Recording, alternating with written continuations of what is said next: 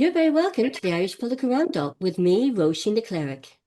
And me, Paul Brophy. And today, Roisin, we're joined by Independent Councillor on Offaly County Council, uh, John Leahy. John, you're very welcome to the Irish Political Roundup. John was first elected to Offaly County Council in 2009 as an independent candidate, and he is the current Cathaoirleach of Offaly County Council for the 2025 to 2026 period. John was also one of the founding members of Renew in 2015. He led the party from 2016 until 2019. John has contested a number of general elections, both in the Laois Offaly constituency and in the Offaly constituency. And as I mentioned as well, John is the current Cathaoirleach of Offaly County Council, where his priorities throughout this year are very much in relation to housing grants, particularly for older people, and a just transition, ensuring that there is proper community dividends for communities in Offaly. John, you're very welcome to the Irish Political Roundup. Thank you very much, Paul and Roisin. You're very, very welcome. So, John, you have a great local county councillor CV there, and so I'm curious, what got you involved in politics? Yeah, very, very good question, Roisin. And people tend to ask you that, when you're doing kind of guest appearances, people always say, what got you into it? Because it seems like a fit of madness now, the way politics has gone and how trying to keep up with it, with the way social media has gone in terms of just the demands that are out there. But I suppose I've always been kind of, I always like dealing with people. I always get great energy from dealing with people. And it's always cliches when politicians say that, because they say that's your stock answer. But that's the reality of it. Nobody gets in unless you like dealing with people, dealing with problems, sorting with problems. And I like being busy. That's the nub of it, I suppose.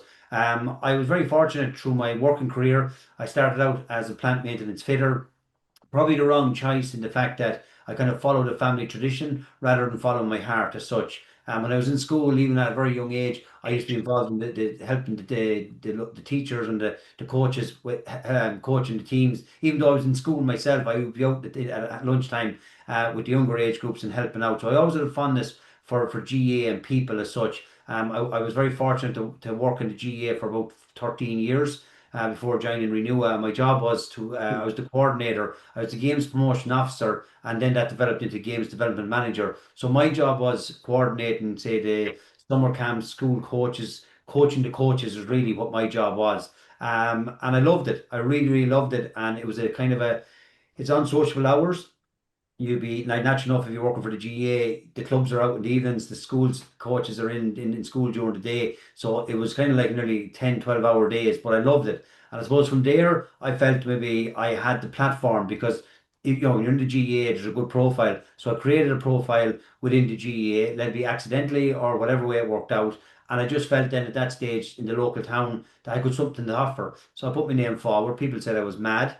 And at that time, you might remember back in 2009, there was a lot of changes in the constituencies at the time, in the districts, and effectively I ended up, which is my own area, which is the Ferban area, was put in with the with Banagher. So effectively, what you had is you had five sitting councillors fighting for four seats. So I was off the radar. Nobody gave me a chance because, naturally enough, I had to knock out two sitting councillors to be elected. I finished second, thankfully, and I suppose I thank the GA for that because every parent or every person that had a child going to a summer camp or development squad or whatnot kind of knew the name and there was a bit of trust there. So that's how I made the breakthrough.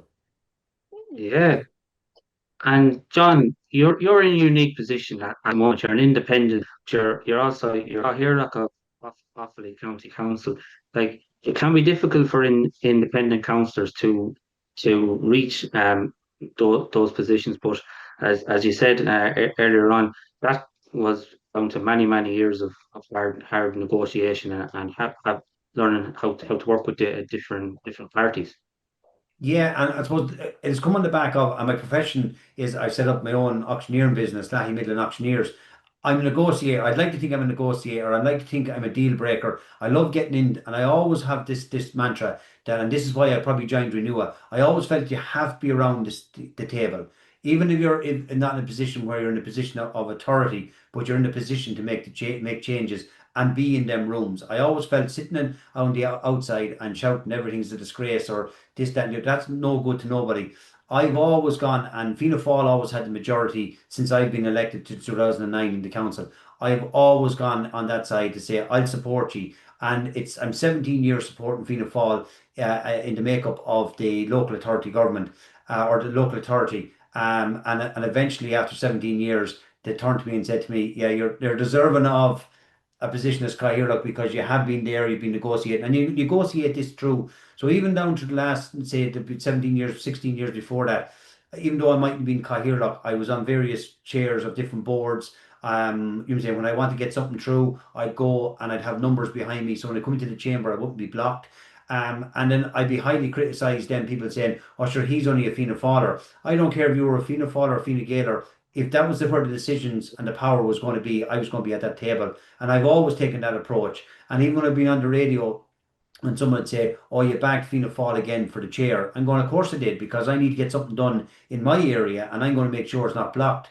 And it's amazing how it works out. The people that were critical of me being going into negotiating and sitting where the power would be, them people ended up either giving up politics or actually not winning their seats. Because at the end of the day, you have to get stuff done. People don't care really where you line yourself to at local level once you get the job done. And politics is no different than national politics. You have to be in them rooms, or I think you're going nowhere. You know what I'm saying? You can't be giving out and not delivering. And John, what would be the kind of the big issues that will be coming up in Offaly and that you'd like to address during your term as Cathaoirleach? Yeah, I kept it very, very simple when I got to chair the Cathaoirleach position, and I suppose people were expecting me to have a list a mile long, and have the usual stuff. Then you've touched on it, Paul, there, disabled person grants and various things, and they're the common things that the councillors would touch on when they get into the chair. I kept it very, very simple. The first thing I said is that what we want to do is that we're going through decarbonisation at the moment, so the wind down of Bournemona. My area, my town, and my area that I represent, likes of Ban, Kilcormac, Cloughan, Pulla, and areas in that catchment area, they would have all huge employment from Bournemona. We've seen the wind down of Bournemona. We can do nothing about that. There's job losses, you know what I'm saying, and that's well publicised. But from my perspective, what replaced the workers as wind turbines. Now we have to go green, but if you look at we're on target at the moment. Offaly is probably in target of producing 20% of the renewable energies for the nationally through our bogs, through the wind turbines. But if you step outside, if I step outside my office here now and I look up in the sky, I'll see not only red dots. There is wind turbines everywhere around us. Now, people can give out about them. We need to move. We need to have green energy. We also need a way to have a way and a mechanism to fund the council. So what has replaced the likes of the big operators in Bournemouth and the ESB has been the development contributions and the commercial rates of the wind turbines. But here's the nub of where I'm coming with this. At the moment, when a wind turbine farm goes in, a wind farm goes into an area, there's a community gain. They'll get a set of jerseys, they'll get the new scoreboard, this and that. It's pittance. It's absolutely pittance in comparison to the millions that's been gained off the land, which is state-owned land. Majority of the land was actually given to Bournemouth by private families for them to expand their businesses back in the 70s and the 80s. So we were very hard done by that. We should have a better dividend off the wind turbines that are making millions and million euros for these semi-state bodies and private companies. So my ambition when I took over as chair was very, very simple, that I would start a dialogue, and we've started that already with the three TDs that we have and with the minister, which is Minister O'Brien, to actually get a better dividend from that. Now, the dividend does not go to say to jerseys or flower pots or tidy towns. This will be a proper dividend of we're talking about maybe somewhere between 3 and 5 million every year that goes into an economic development fund within Offaly County Council. That way it'll allow us to go buy land, extend the enterprise parks that we have, but create jobs, meaningful jobs. And I suppose that was one of the main things that I wanted to bring forward as Cathaoirleach. I kept it very, very simple, and we're already making strides with regard to that already.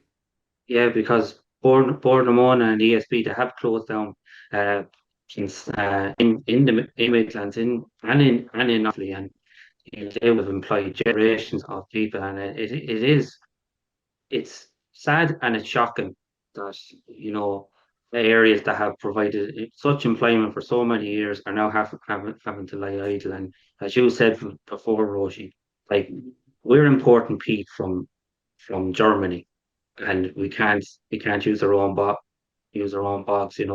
It's it doesn't make sense. Yeah, and the other thing on that, Paul, is, and like when I took over as chair, the one thing I said is that, and I've been as critical of Bournemouth as anybody, but here's the thing, I was wrong. Technically, I was wrong in what I was saying, because Bournemouth are actually doing the job that the government and the minister of the day is actually assigned them to do. So their remit, they're following to it 100%. So what we were doing was we were focusing all our energy on giving out about Bournemouth, when actually we should be looking at government policy, because they're only following government policy. And that's the change that we've made in the chamber since took off as Cllrh. I said, let's stop giving out about the people that are doing their job. Let's give out and attack the people that actually make the legislation and that change their job description in terms of this is the way we need the money, this is the way we want to see the dividend coming. Like for a small county like Offaly, if we were able to get an economic fund, and I'll just give you a very quick example. When ESB wound down their operations in Forban and in Road, they gave €3 million at the time to the Forban, which was the Forban district, which is now the Borough MD municipal district, and they gave Road, which is the Eden Derry district now. And so that was 6 million in total. But I'll just concentrate on my own area. In Forban, there's a business park in Forban. The 3 million was used over a prolonged period of time to generate, to buy land, develop land, to support businesses going in there to expand. There's 115 people employed in that business park at the moment. And that 3 million was just utilised to no end. So we have the mechanism to do it in Offaly, but there's no point €1,500 being given to a local club and a wind farm making millions. That doesn't make sense, because you've no tangible employment, and that's what the big issues are at the moment. Is we need to create employment in our county so we can get people to stay in our county, live in our county, and love the county. So what is the status of the windmill? Are they providing electricity for Irish citizens? Or because where my son lives, it's like windmills, it's like wind turbine city. It's Yeah. like, they're ugly, they're grotesque, are they functional, and are they worth it? Well, like, you take another companies, you take Germany, you take United States. You heard Trump and what Trump's opinion is on wind turbines. But at this point in time, we could use all them arguments in terms of the national grid. Offaly by 2030 will be supplying 20% of the national energy through Offaly, through solar farms and through wind farms. So it's not being exported. It's been utilized within the country. The one big thing that people can't understand is how come our ESB bills are still sky high and still Yeah, going? That's the big question. Like, if we're in a situation where we brought so much renewables onto the system, okay, clean energy, how come the taxpayer is still paying more nearly for their ESB bill before when we were doing peat operations that was keeping the power plants going? That's where people, and that's why we're trying to get to the minister to unfold this and to see actually where we're going with it. And surely the wind turbines, they can't be recycled. What happens to them if they break down or something happens to them, and if they have to be replaced? They can't be recycled. They can't be used as scrap or broken down. Yeah, and this is something that I have a bone of contention, Roisin, that I would have brought forward. When a wind farm comes before us, it naturally goes to An Bord Pleanála because it's a national infrastructure project. But we get a chance as councillors to make a submission. And one of the things I made a submission on is that there should be no different, like a ghost estate. There should be a bond, a physical financial bond that's put in place for the decommissioning of the wind turbines. But that's not in it. What's put down is that if it's left idle, that the authorities will take it down. And they're saying that the scrap metal, which is not scrap metal because it's carbon fiber that they're made from, it would actually, that would cover the cost of decommissioning them and taking them down. But sure, that's the unknown. How do we know what's going to cost in 25 years to take something down and decommission it at 170 plus meters in the sky? So I think they've got away with blue murder on that one. That's for sure. Well, green energy is certainly not green energy if you think about it with the wind turbines.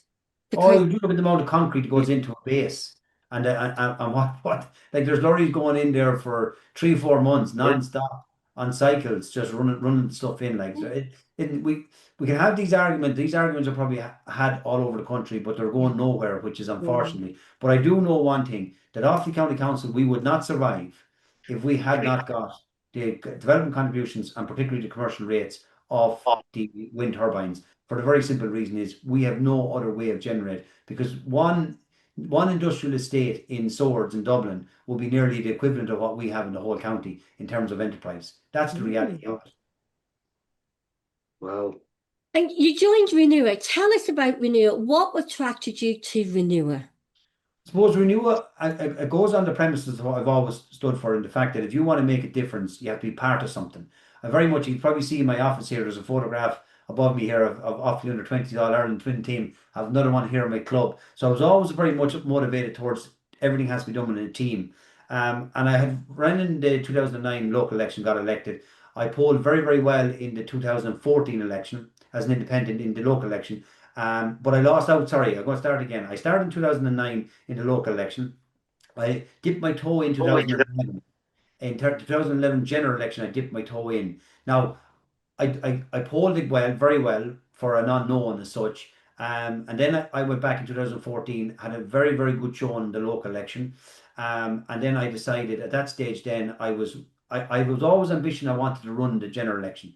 And people always wonder, why would you want to be a TD? But actually, TD has an easier life than a politician, believe it or not. Yeah. Because a local person, when I go out here and I leave here, there'll be guaranteed someone will meet me on the street and they'll have a problem.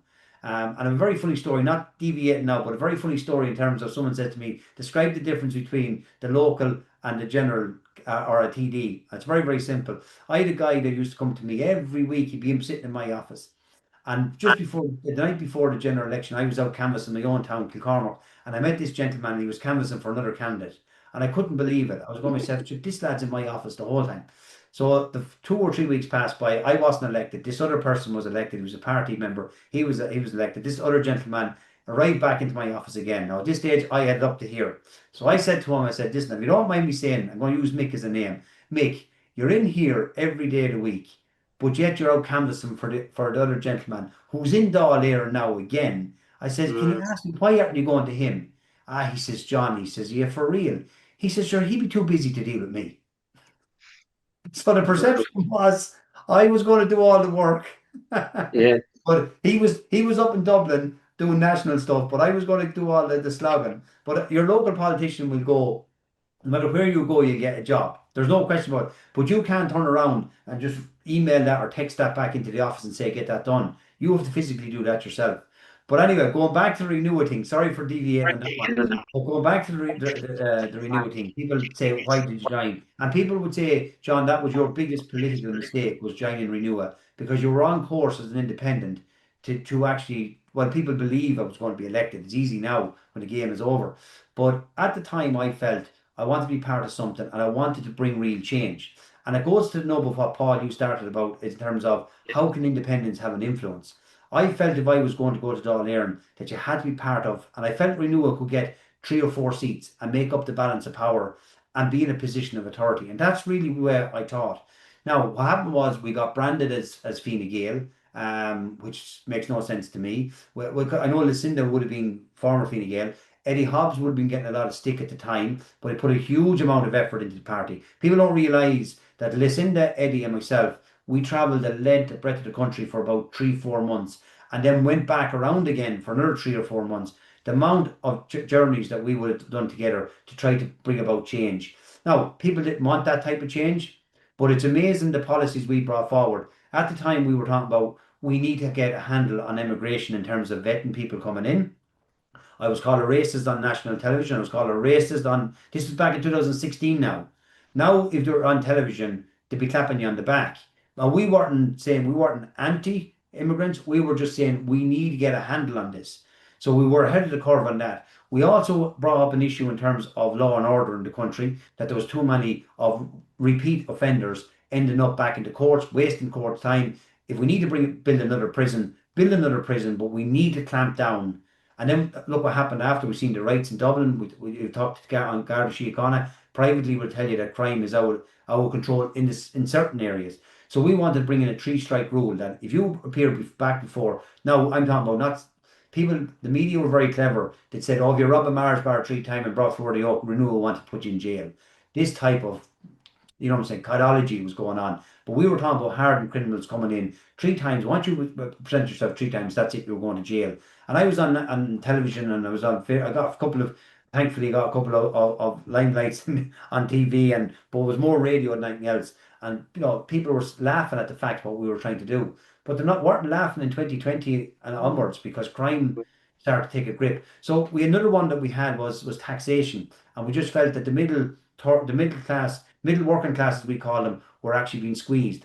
Now, in fairness, Leo Varadkar, in his wisdom, he actually started to look at it. But we were actually the first, would you believe, with Jim Power, the economist, to bring forward how to look at the tax bands and actually how to give people more back in their wages. But in fairness, I don't care who takes it on. He took it on at the time. Now, I'm going around a long way to explain to you, but what I felt was, as an independent, I going into the general election, I never would have had that platform to actually bring policies forward.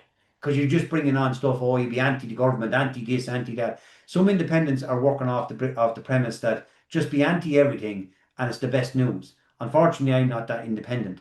So, but then Renua, Lucinda left, did things didn't work out general election. I took it on for 3 years.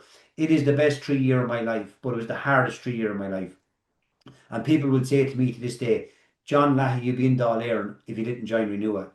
Well, the experience I gained from in Renua was unbelievable. We had state funding because we 2% of the state funding, and we had 6 staff members that were on retainers. So effectively, I was like a managing director.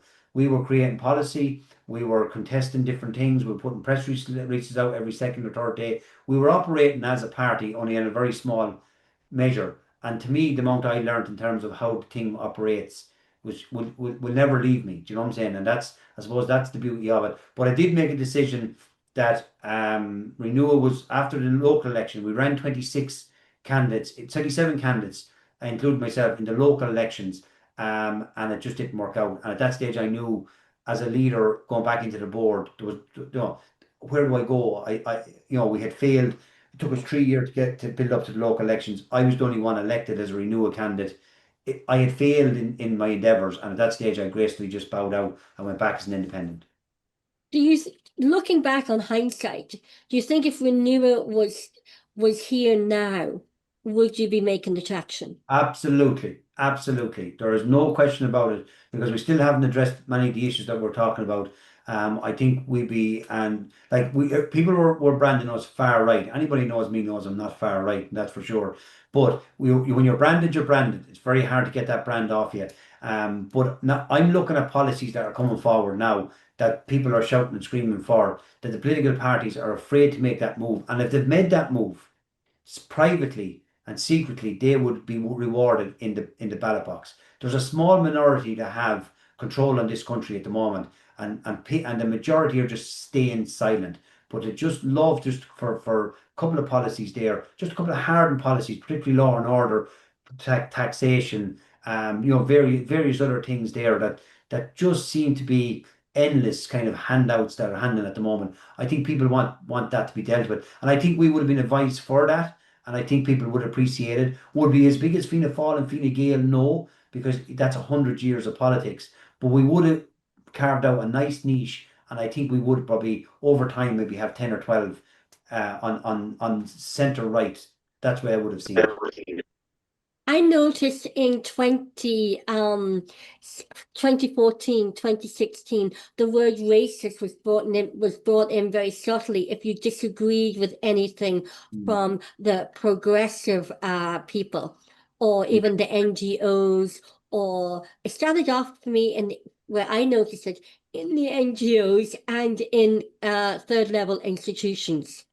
Oh, majorly, yeah, you're dead right, Roisin, and I would have got a lot of that perfect storm for them back in 2016, 17, 18, that type. But we had brilliant policymakers. We had people that were thinking very much outside the box. They were looking at it. There was a lot of research. We spent we got state funding, but we spent a lot of our state funding in research and looking at this. But every time I stepped out, I was called a racist. I was getting emails and letters to say, even if it was on the radio just talking about a hurling match, the to feel the need to write to you or try to ring you on a private number to say you're a racist. Kind of got to put it out of control. But where we are at the moment is politicians are absolutely terrified. Everything's scripted now. They're terrified. Nobody wants to speak freely anymore because they don't want to stand over something if they were like we see what's happening with presenters. Like, you know what I'm saying? I see an American presenter, I listened to it 20 times and I said, I cannot understand what he said wrong. But yet his show is cancelled. And when you see that happening, that just filters down, and we get very, very PC. And I don't know where it's going to end. But yeah, you're right, Roisin, that word racism, and then that shuts people down and makes you silences them. It silences them. Yeah, it silences people, and then that's where the minority is winning. Yeah. As an individual, you can speak free on lots of issues, whereas if you were in a larger party. Sorry, Paul, can you say that again? Would you do you feel as an independent you can speak more freely on various different issues in comparison if you were in a party? Well, see, here's the difficulty with it, and it goes back to me understanding the system. When you're 17 years in the system and you know how the system operates, you know what's possible or not possible. The biggest disadvantage for me, and people say to me, why didn't I run in the last general election? I wouldn't have survived because number one is I wouldn't have been relevant. For the very simple reason is when you're an independent, the only way that you're going to get one of the only ways you're going to get elected to make the breakthrough is that you start shouting that everything is a disgrace. Criticize everything. From the time you go outside the door, the time you go to bed, you make sure you criticize everyone. And I'm not that person. So when I was in Renua, I understood how local authorities work because I wrote the policy in terms of what needs to change. And then when you go into council meeting and you go, something needs to be done. And I hear councillors, and in the best will in the world, they're either very clever or they actually don't know how it operates. One or the other. Because you can't be in the middle of the fence. So when you know the system and you know something's not fixable, for a very simple reason is because it's beyond your control, I don't give out about it. But then I have other councillors who are independents, have the freedom of the park to say, disgrace, shocking, this should be changed, but what should be changed? Because how are you going to change it? There's no solutions behind it. So I'm not critical of don't get the same, I'm an independent myself, but I'm not being critical. And the only reason I'm an independent is because I never came through the political system. Do you know what I'm saying? I never had an avenue because my family was never involved in the political system. I was just lucky that I had to grow for it and worked hard at it and I had a platform, say, from my job as such. But I think I speak I'd like to think I speak common sense. I'd like to think that I don't just be the populist thing. But when you are an independent, you can say and do what you want. But does it add up to anything at the end of the day either? That's the thing. Because let's be very fair about it. I'd be very, very complimentary of anybody that's in government at the moment, because if you look at it, I've never seen as much money coming down through towns, village renewals, local enhancements, community centres, because I'm a community activist and I see it, and I'm on the LCDC. As I said, I'm chair of the council. I see money coming down hand over fist, but nobody.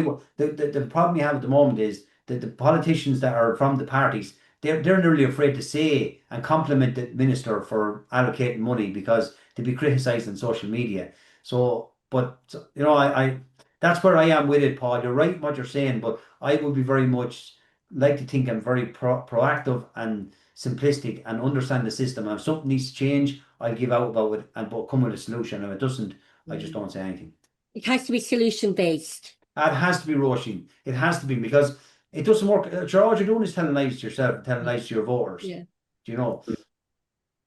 And what are you hearing from your local constituents in the local villages and the local high streets around your constituency? What are people talking about? The obvious thing that you'd probably expect me to say is housing, which is not. Because I'm not in the Tullamore Municipal District. Tullamore is 15,000 of population and probably has the majority of the waiting list with Offaly County Council. The issues I'm hearing on the ground is very much, believe it or not, is roads, because 50% of the road network that I'm from is actually based on peat foundations. So if you take the county of Offaly, what you have is you have Edenderry, Tullamore, and you have Burr, right? So that's made up. But Burr Municipal District would have owned 50% of the road network. So 50% of the road network is actually in my constituency. right? Wow. But if you take 50%, and 50% of that 50% is peat foundation. So what we end up doing is we end up putting in a layer onto a bog road. Next thing, a bad winter or a flood, boom, road collapse. A hot summer, road bubbles up, cracks. We spend most of our money or most of our time with trying to keep the roads open. Now, we've gone to the government on a couple of occasions and they are looking at a peak pilot system. I brought a motion about maybe 10 years ago to the minister to say you can't fund roads in Offaly like you fund them in Dublin because it just give you an allocation to see how many kilometres of road have you, we're going to give you X. But the kilometre road that you have in Dublin might never need to be done for 20 years. The kilometre road in Kilcormac, Pulla, Cloughan, and all my area will have to be done every 3 years. Do you know where I come from? So roads is the big thing for me in my constituency. And then if I go 10 mile in the road to the other councillors, housing is a big thing for them. And believe it or not, it's not what people think. It's actually housing for people for 1 and 2 bedrooms. Because well, unfortunately, we have a demographic that are splitting up. So you have people that are in council houses already that are splitting up in their 40s and 50s. So then you have one that needs a 1 bedroom or a 2 bedroom, and then you have the family continuing on in this house here. 60% of our waiting list in Offaly County Council are for 1 and 2 bedroom houses for people over 50 years of age. There's one for you now. And everyone talks about the housing crisis. There's a housing crisis, but it's for the older age group, not the younger age group. Yeah, because Wow. we were talking to a loan there a couple of months ago, and they were Yeah. saying that the housing crisis and the homelessness within the older generation is very prevalent. Oh, big time. And this homeless crisis thing is a cod, these figures, right? Because you have somebody that is actually getting in rented accommodation, they're getting HAP, but they're deemed as homeless because they haven't got secure tenure of their home. So that's what's adding to this figure. Like government are on it hiding to nothing when it comes to the homeless crisis. We done a survey. We done a survey there in Offaly with the homeless crisis. 1%. 1% of the people of Offaly. We have 86,000 people in our county. We have 1% that are homeless at the moment. Now that means that doesn't necessarily mean they're living in a tent or they're living in a hotel. That is a combination of, say, maybe emergency accommodation and people that are rental accommodation. So 1% is very low. But now I appreciate when you go to Dublin that you could go up and you could see tents and everything else on the canal or whatever the case may be. I appreciate that, but we're not seeing that there. If I brought you to the whole of Offaly at the moment, you will not see a person lying in the doorway. That it doesn't exist, and Offaly is no different than most of the counties. But the problem is the government can't get ahead of it because if they even try to say what I'm saying here, they'd be absolutely lambasted. But that's reality where it is. And I know what you're thinking. This lad sounds like he's a government politician. No. Again, it goes back to if you understand the system and you're honest about what's actually happening, you'll actually say what I'm saying, and that's what's happening. But to the general public, and you know yourselves in your own family network, you know your own communities. I guarantee you don't see anyone living in a tent. Everybody in this state is looked after if they want to be looked after. Yes, there is a housing crisis, don't get me wrong. But again, there is families that are in emergency accommodation. But for 5 million people in our country, and you look at the percentage that are looking for housing at the moment, I think they're doing a hell of a job. And where do you see Irish politics right now? Disaster. It's a mud pit. It's a septic mud pit at the moment because you go and a politician puts up, we secured 1.5 million for the art centre or library. Every other comment after that, it would be, what about this and what about that and what about the other? Social media is the biggest. I'm not on social media. If you go, the only thing I'm on social media at the moment is for my business. I do not, I even when I got as Cllrigh of Offaly County Council, I'm at various functions ever since, my page is dormant because you put up something positive and you have 10 people that will never vote for you, probably not even register to vote, will put poison into it. They're not poisoning me because I'm so used to it. I don't mind it. But what they're doing is poisoning other people, and they just look at it and go, "Oh," it's sickening them more than it's sickening politicians. So it's a negative vibe. And I've never yet seen someone putting up a good comment saying, "Oh, I'd like to thank someone for that. I think they've done a great job," or "Well done to the government for giving us our community 1.5 million." People are afraid to do it because the negative spin off it is just unbelievable. There's the toxic comments, it's like being trolled. But do you think, though, that there is a fear of the hate speech bill coming in and censorship. Oh yeah, so listen, that's crazy stuff. Like, you know what I'm saying? We're really going to be snookered into a corner then. You know, like it's crazy. Like, and we spoke about this in Renua at the time as well. That, you know, in terms of, you know, your freedom to go out and say what you want to say. But again, that's going back into a very narrow narrative from a minority that seem to have a handle on it. And like, presenters across the country have to look at this as well. They think because it's the popular thing to say. I, Most of the things that are being actually rolled out at the moment are actually not that popular with people, believe it or not. But there are people that are so busy working, so busy with getting on with their lives, that they just put it to one side and say, just keep moving on. But silently, if you go into any rooms or you go into a pub and you get five or six, I guarantee you there's people giving out about how crammed the system is, who's availing of certain stuff in the system, that certain people in cohorts not being looked after. But it'll only be said in them quarters. And that's why you have Fianna Fáil and Fine Gael in power at the moment, because people are seeing it fairly stable. And they're looking at the left, and I won't mention names, but they're looking at the left and they're going to say, hold on here, how could you be possibly against everything? How could you absolutely be possible? How could it be possible for the best brains in the civil servant and the best politicians that we're supposed to have are get it wrong? How are they deliberately getting up and going into the All Ireland and saying, we're going to make people's lives miserable today, we're going to pass this bill? And then you have the opposition then, and the media have a lot are running with it, and next thing there's a narrative created. And that's why politics is very difficult at the moment. I feel sorry for anyone there, but you're better off being a TD than you are being a local politician. But the biggest thing we have at the moment is everything is chock-a-block. Because what happens is when you get successive governments that are following a pathway, and in fairness, and I will be critical of one thing, the main political parties are probably trying to keep quieting the opposition, and they are bringing in extra this, extra that, extra the other, levy in welfare or housing or whatever the case may be. But what that's doing is clogging the system. If you were to say to me, what is the biggest problem I have dealing with individuals, it's that everything is clogged. HSC waiting list clogged. Doctors, GPs clogged. You know what I'm saying? Housing clogged. Housing grants clogged. Everything is just backed up because the government are constantly opening the thresholds and letting more people in, more people in, more people in. And sure, listen, the system's not able for it. And that's the biggest problem at the moment. If I went to solve a problem in the morning, it's clogged.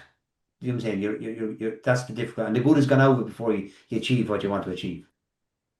And John, from chatting to other councillors across the country, we found that, you know, in local government, we have a very, very centralized system. You are so dependent on central government for a lot of funding and the ability to do certain things, even if it's like put in particular safety measures on a road. They said, oh, that's responsible to TII.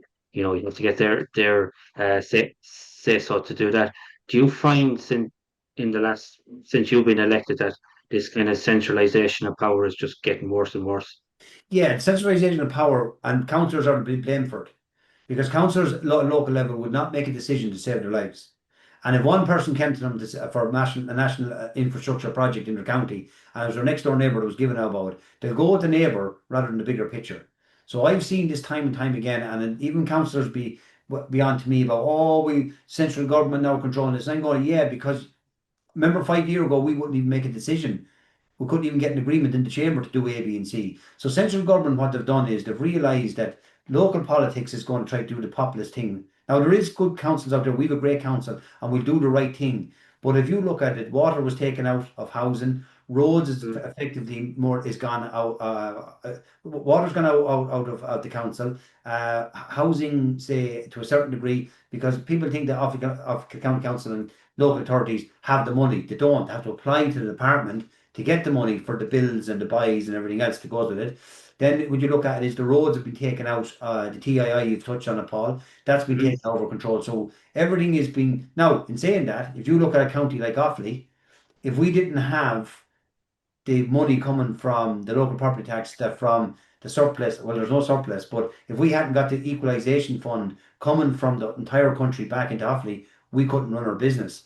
But I would say, to answer your question, and it's probably something you'll probably hear, councillors can give out all they want. But if you go back to the nub of it, the power was there.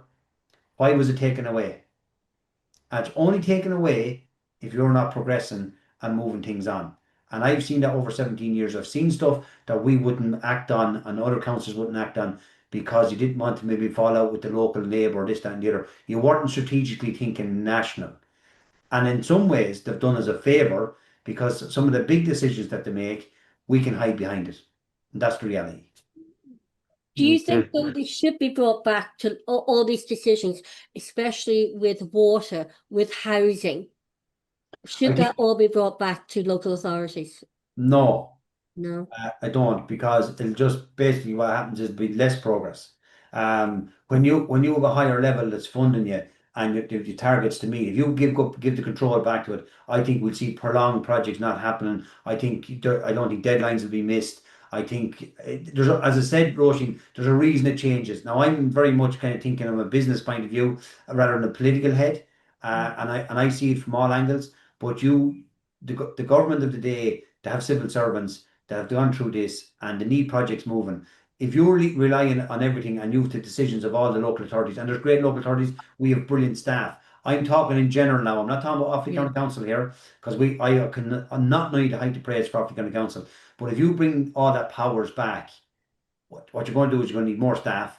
You're going to need, who's going to be operating the targets? If targets are missed, will you see the proper use of funds? So in some respects, when it's controlled at higher above and you have to apply for it and meet certain criteria and targets, I think it works better than the previous system.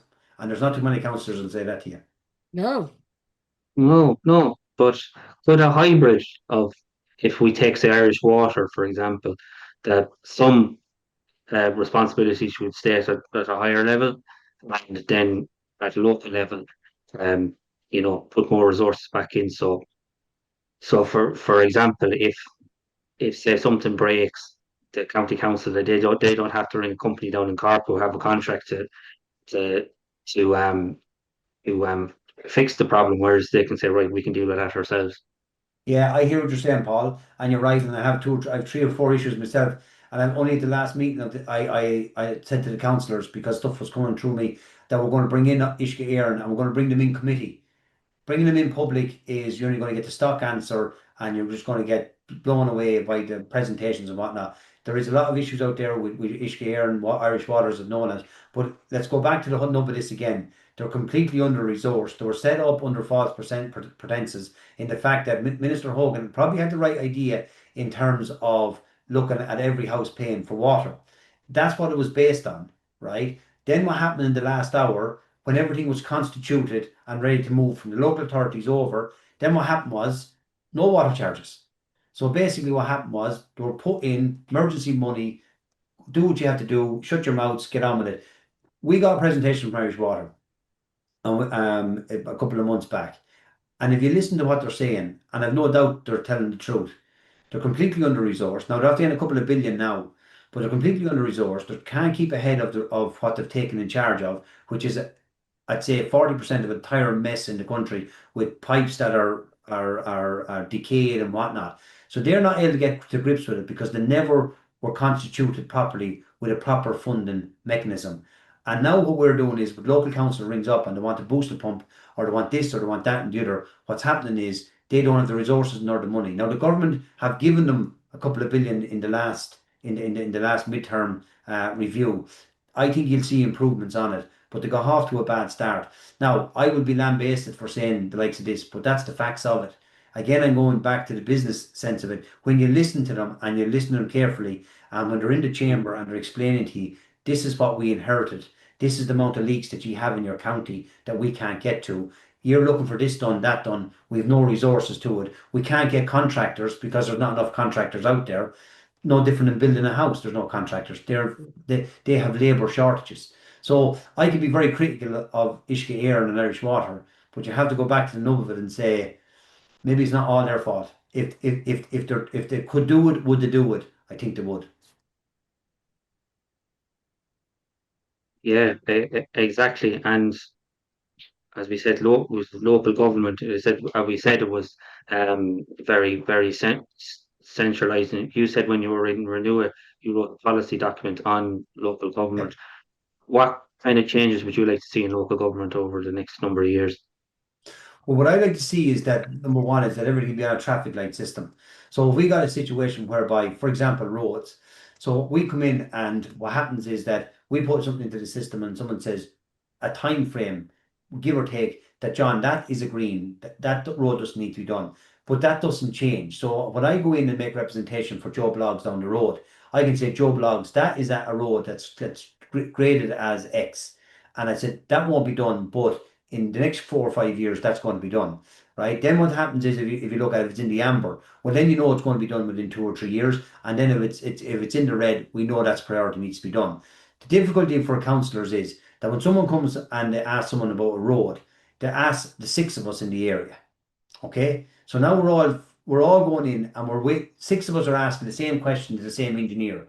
So the efficiency in terms of the engineer's time and resources is wasted. So what happens is the road is going to be done. Folks, You gone? No, you're still there.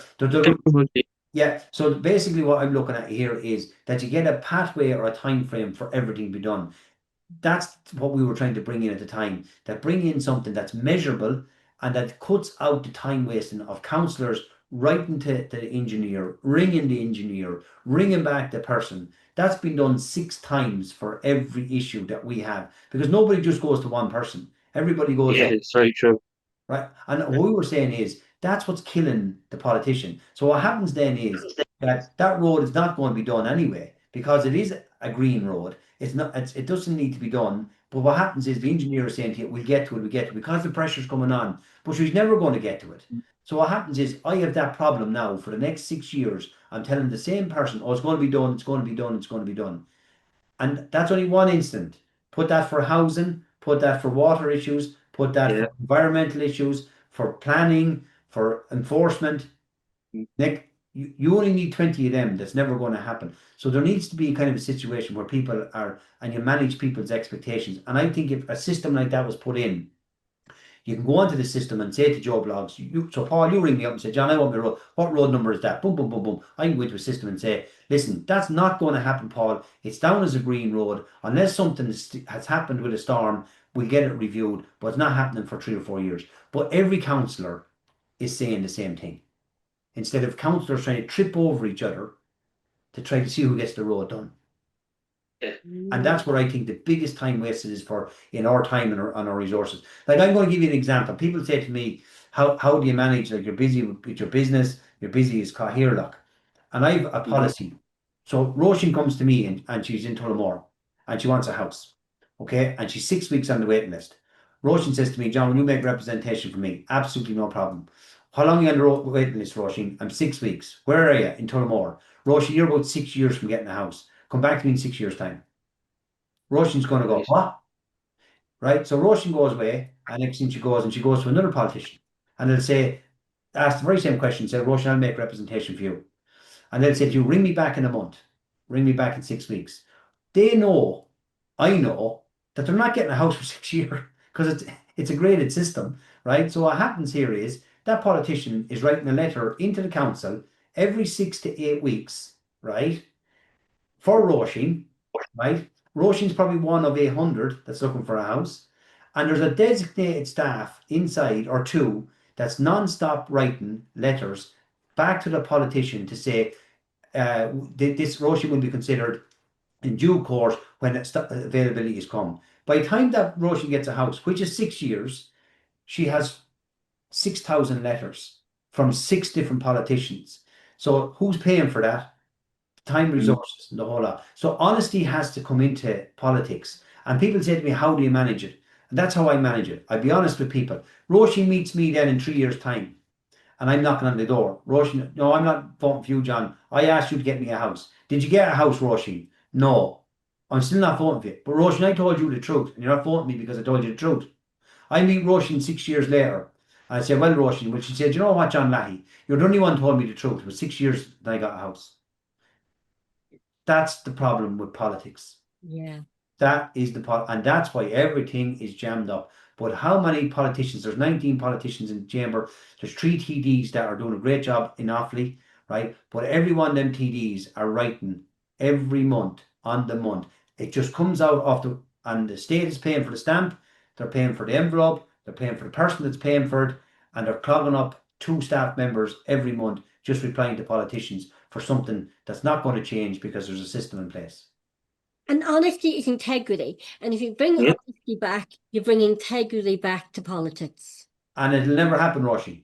And it'll never happen because in the best will in the world, people won't want to let that person go because they'll think either they're very, very stupid and think that they're going to get someone a house after 6 weeks, after 3 years, after 2 years, depending on the area you're in. Like at the end of the day, it's about knowing your brief. Someone comes to me from Cloghan, all I have to do is ring up the housing officer. I'll say, Sharon, I have a woman that's looking for a house in Cloghan. What's the story? John, we've no stock in Cloghan. How long John, I'm looking at the list here. She's about, I'd say, John, unless there's 5 people die in Cloghan, she's not getting a house for about 10 years. I go back and tell that to the person. That person's not ringing me then every week. But the problem is that there's a fear then that that you don't try to be doing something. And most of politicians' time is spent on them queries. If you look at your national politician and you look at your local politician, most of their time is picked up on stuff that's never going to happen, only when it's due to happen. Now, there is a thing, Roisin and Paul, I will say one thing. When I go into the council and I have an emergency case, they know it's an emergency case. Because I am not going to them with your application, Roisin, that you have you're unhappy, you have a roof over your head, you're sorted, in my opinion. But when I go forward then to them and I'd say, I'll be back, they sit down and they listen because they know this lad's not bringing bullshit to us. This must be a problem when he's bringing it to us. But again, I'm not saying I'm a great lad, and I do lose votes on the back of it.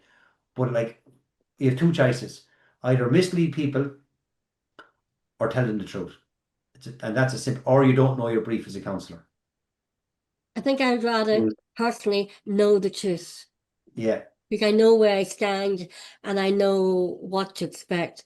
I think for me, that would be, for me personally, as Paul knows, and I always say to my children, no matter what trouble you're in, make sure you tell me first. I want the truth, and I'm always saying it's all about truth. Even no matter how bad it is, the answer is, I just want to know the truth. Exactly, yeah. Now you can see why I didn't get elected in three general elections, because being an independent, talking like this doesn't get you votes. In the long term, people appreciate and they come to you and they try to get stuff resolved. That's fair enough. But like the big thing we have as well in politics is because the volume of coming to you is so great, you use the mechanism of just sending an email and getting your name on the file so you prove to be there. But you're not sitting down with every individual. Sometimes you have to sit down and talk it out with the officials. But if you're coming in talking about every application, it's no good. It's the real emergency ones. You have to hold your your powder dry for the real important ones. And that's where I feel that's where I get the kick, in the fact that I might on housing, I might only get 2 or 3 people sorted in the year. But then 2 or 3 people I got sorted, they are absolutely hardship cases and they need to be dealt with. You know where I come from. I suppose that's where I get the kick out of it. But that requires going in there and actually breaking the file down, telling the story. It's not just a letter. I don't think I've written too many letters into the council to make representation for somebody, because if I'm doing that, it's just sitting on a file. It's just adding to the pile. That's all it's doing. Yeah, and would you say that's kind of the biggest motivation for you, John, to when you can, get that win, that get that hardship case sorted, that's what it's all about. Well, you have to give something back. At the end of the day, there's remuneration for what we do. Like, councils are being fairly well looked after now in comparison to when I started first. And like when you're able to get something like that across the line, at the end of the day, you have to rock up. Like every day we're switched on. We get a retainer as such. People think that we get travelling expenses, this, that, and the other. We don't. It's built into the one pot. That's it. If you've never done a stroke or you're on the road every night and week, you still get the same money. That's the reality of it. But the electorate will tell you every 5 years if you're going to put it back in or not. So yeah, that would be the one thing, Paul. And when you get something across the line, I very much focus on big projects. I very much focus on infrastructure projects in an area that's going to have a tangible, that people can see, that you can put your name behind it. Like I'm working on one at the moment, there's in my area, it's a playground. I'm going to be heavily involved in that. Another one is a car park that I'm working on at the moment. Another one is safety measures at the crossroads. Actually, that's another thing I brought in when I became Cllirigh. Every time, and Roisin, I think you touched on it, or Paul, you're talking about road safety. Road safety is a big thing everywhere in the country. And every time we go to the engineers and say, we've no money for that. We only have money from the department for this. So when I took on it as chair, I said to the management, we are going to have a budget line in the budget 2026 whereby it's under road safety, school safety. Okay. So effectively what I've done is I've said to the 3 engineers and the 3 directors over the municipal districts, I said, come back to us and let us know roughly how much you need every year for the next 4 years until this council finishes. And that's going to be in the budget for 2026. So we're going to find, well, I told the management, I don't care if you find it, but we'll find it if you don't find it, and we'll take it somewhere. But road safety is important to us. So what it means is that it could be maybe somewhere in the region, maybe $1 million every year for the next 4 years. We're going to have solely for school safety, maybe junction safety, that type of stuff. So we go to the electorate in 4 years' time, at least we'll have 4 or 5 areas covered in our own municipal district, and that people will say, well, listen, at least that's done. So that's another big thing that I'm trying to, well, not that I'm trying to get through, it's being done. So at the moment. Yeah, and it's a very practical, common sense approach that. Yeah, and see, it goes back to again, Paul, for how many years we've been listening to, oh, no money, we'd love to do it, no money, we'd love to do it. I asked the question next year, no. So when I took the chair, I said, this has been done. Now, the management said to us, oh, we need to have to make sure that there's a policy, this, that, and the other. And I said to them, go ahead and get your policy. And you're dead right, we need a policy, but the money is going to be there. And whenever you have the policy, you know what I'm saying? So you can kind of wait for policies all you want, but next thing you have a year lost, and next thing you're trying to get money for the following year. So that's one big thing that I'd be happy to hang my hat on at the moment, and unanimous agreement from all the members. So we'll start seeing progress on safety and around our schools in the next 3 to 4 years. That's really proactive and really solution-based politics and common sense politics. Yeah, and that's what I like about it, Roisin. And then again, and that goes back to being in Renua and actually creating policy, understanding how the system works and what's achievable and what you have to do to get something into a budget, how do you get it across the line. And that also goes back to, I can't do it unless I have the majority of the backing of the council. Hence, that's why I'm always backing. It's Fianna Fáil in my term. It could be easily Fianna Gael. It could be easily make up of independents. But that's why I've always been in them decision-making rooms. Even if I didn't get a position of authority, I'd always be in them rooms because I can go to them and say, hey guys, this is coming forward. I need you to back it. And once you have the majority, you're playing ball. You're delivering for your local constituents. Exactly. And that's what people want. Yeah. That's what they want. Exactly. That's what they want. Well, John, we're coming up to the end of the hour, and I've actually thought, like, this is the quickest hour I've had in a long time anyway, talking and on this, and where we could go on and on.